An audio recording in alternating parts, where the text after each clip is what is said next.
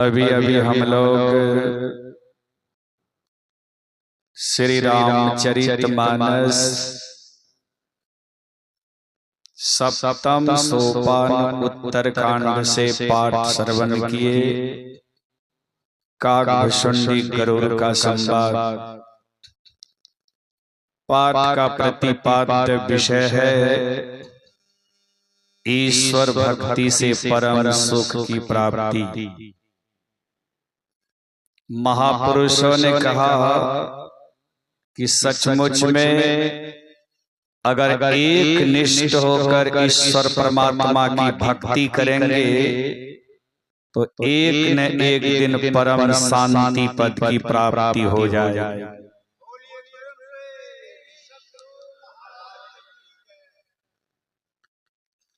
अभी हम लोग सुन रहे थे सुख के संबंध में। जिस सुख की तलाश हम आपके सभी के अंदर से हो रही है वह सुख संसार के किसी भी पद प्रतिष्ठा में नहीं है। कैसा सुख हम लोग चाहते हैं? 1-2 घंटा वाला सुख, या 2-4 दिन वाला सुख, या 2-4 महीना, या 2-4 वर्ष वाला? नहीं, हम लोग नित्यानंद सुख चाहते हैं, अखंडानंद सुख और परमानंद सुख चाहते हैं। नित्यानंद सुख उसे कहते हैं जो नित्य सुख लगे। अखंडानंद सुख उसे कहते हैं जिस सुख में कोई कमी बेसी नहीं हो, उतार चढ़ाव नहीं, सब दिन एक समान सुख। और परमानंद सुख, परम सुख, जिस सुख से बड़ा और दूसरा कोई सुख ही नहीं है। तो वह सुख भ्रम बस हम लोग संसार के पदार्थों में खोज रहे हैं। महापुरुषों ने कहा कि ऐ संसार के समस्त नर नारियों, जिस सुख की तलाश हम सभी मनुष्यों के अंदर से हो रही है वह सुख संसार के पदार्थों में नहीं है। क्योंकि संसार का पदार्थ कितनों संग्रह कर लोगे इससे तुमको शांति नहीं मिलेगी, सुख नहीं मिलेगा, सकून नहीं मिलेगा।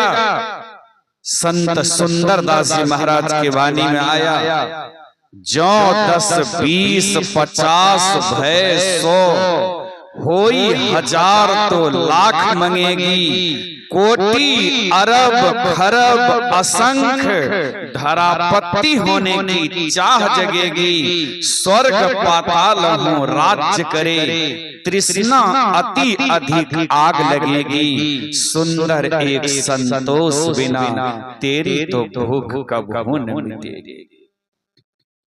संसार के पदार्थों को कितनों संग्रह कर लो शांति नहीं मिलेगी। हम लोग भ्रम बस सोच रहे हैं अधिक से अधिक धन संग्रह हो जाएगा तो शायद हम सुखी हो जाएंगे। लेकिन हमारे दादा गुरु तुलसी साहब के वचन में आया है, धनहीन कहे धनवान सुखी, धनवान कहे सुख राजा को भारी। राजा कहे चक्रवर्ती सुखी, चक्रवर्ती कहे सुख इंद्र को भारी। इंद्र कहे चतुरानन सुखी, चतुरानन कहे सुख विष्णु को भारी। तुलसीदास विचारी कहे हरि भक्ति बिना सब लोग दुखारी। एक ईश्वर भक्ति के बगैर सब के सब दुखी हैं, परेशान हैं। रामायण में स्पष्ट अभी हम लोग सुन रहे थे ना कि असंभव सारी बातें संभव हो जाए, इस बात को मान। लेकिन यह बात मानने योग्य नहीं है कि बिना राम की भक्ति किए, बिना ईश्वर परमात्मा की भक्ति किए किन्हीं का जीवन खुशहाल हो गया। सुन रहे थे, कमठ पीठ जामहि बरुबारा, बंध्या सुत बरु काहू ही मारा, फूल ही नभ बरु बहु विधि फूला, जीवन लह सुख हरि प्रतिकूला, त्रिसा जाय बरु मृग जल पाना, बरु जा महिषस शीश विषाणा, अंधकार बरु रवि ही नशावे, राम विमुख न जीव सुख पावे, हिमते प्रगट अनल बरु होई, विमुख राम सुख पावन कोई। और अंत में सुने, बारी मथे घृत होई बरु, सिकता ते बरु तेल, बिनु हरि भजन न भव तरिए, यह सिद्धांत अपेल।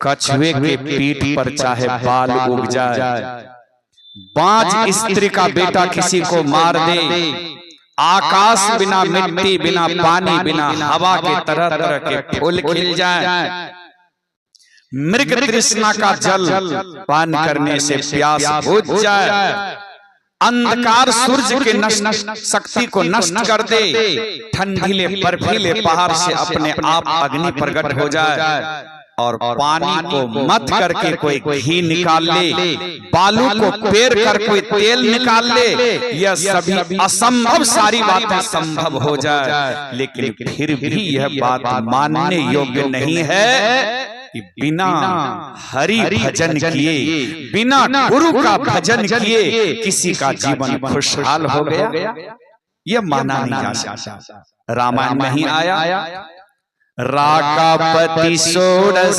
उगही, तारागण समुदाय, सकल गिरिन दबलाइए, बिनु रवि राति न जाय, ऐसे ही बिनु हरि भजन खगेशा, मिटहि न जीवन केर कलेशा। कहते हैं पूर्णिमा के दिन 16 कलाओं से युक्त होकर अपनी चांदनी को बिखेरते हुए चंद्रमा का उदय हो जाए, झुंड के झुंड तारागण भी उदय हो जाए, सभी डिबिया लालटेन पेट्रोमेक्स बल्ब मरकरी सब कुछ जला दिए जाए, और सभी पहाड़ पर्वत जंगल झाड़ में पेड़ पौधे में आग लगा दी जाए, तो कहिए तो कितना प्रकाश होगा।